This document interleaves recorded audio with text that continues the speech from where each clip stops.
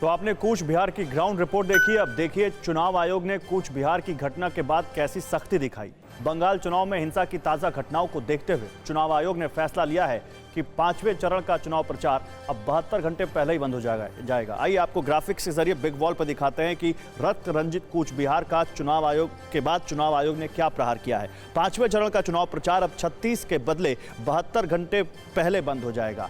जी हाँ, और इसके अलावा अब 17 अप्रैल का जो मतदान है का जो प्रचार है वो 14 अप्रैल की शाम 6:30 बजे रुक जाएगा। इसके अलावा किसी भी पार्टी के नेता के कूच बिहार जाने पर 72 घंटे के लिए रोक लगा दी गई है चुनाव आयोग की तरफ से। और इसके अलावा बंगाल के मुख्य सचिव, डीजीपी, डीएम और कूच बिहार के एसपी को कड़े कदम उठाने के निर्देश चुनाव आयोग ने दिए हैं।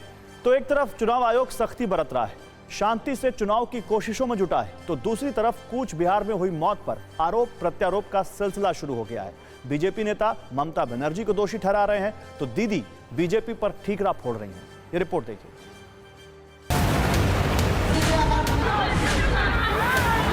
कूच बिहार में जो हुआ है वो बहुत ही दुखद। बीजेपी के पक्ष में जन समर्थन देखकर दीदी और उनके गुंडों में बौखलाहट हो रही है।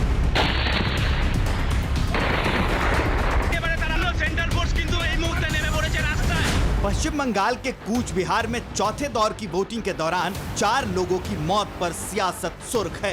कूच बिहार गोलीकांड पर तृणमूल और बीजेपी आमने सामने हैं। अपनी चुनावी सभाओं में ममता बनर्जी आरोप लगा रही हैं कि बीजेपी बुलेट के दम पर सियासत कर रही है।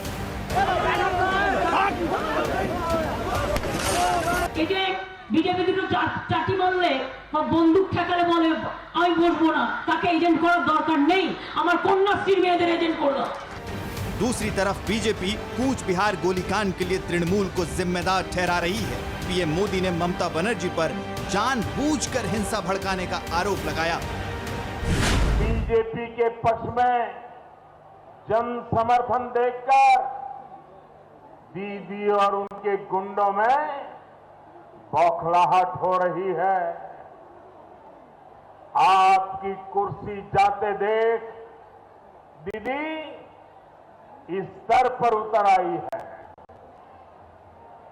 लेकिन मैं दीदी को, टीएमसी को,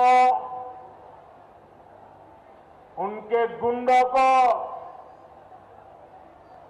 साफ साफ कह देना चाहता हूं,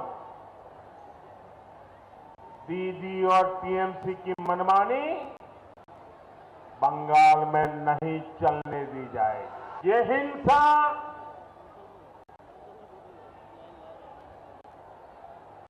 लोगों को सुरक्षा बलों पर आक्रमण करने के लिए उकसाने के तरीके,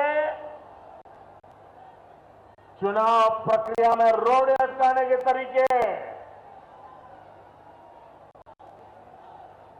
दीदी आपको नहीं बचा पाएंगे।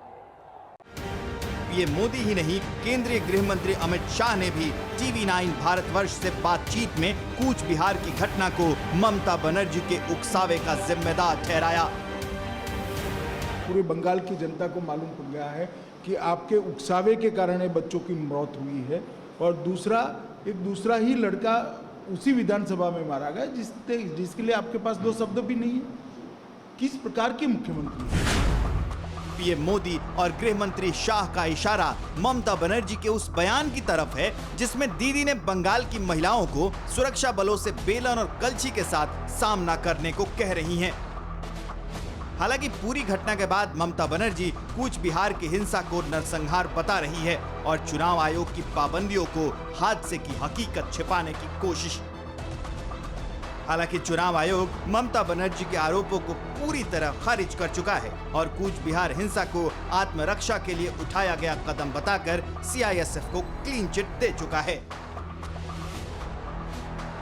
फिक्र आपकी, सोमवार से शुक्रवार रात 9 बजे सिर्फ TV9 भारतवर्ष पर।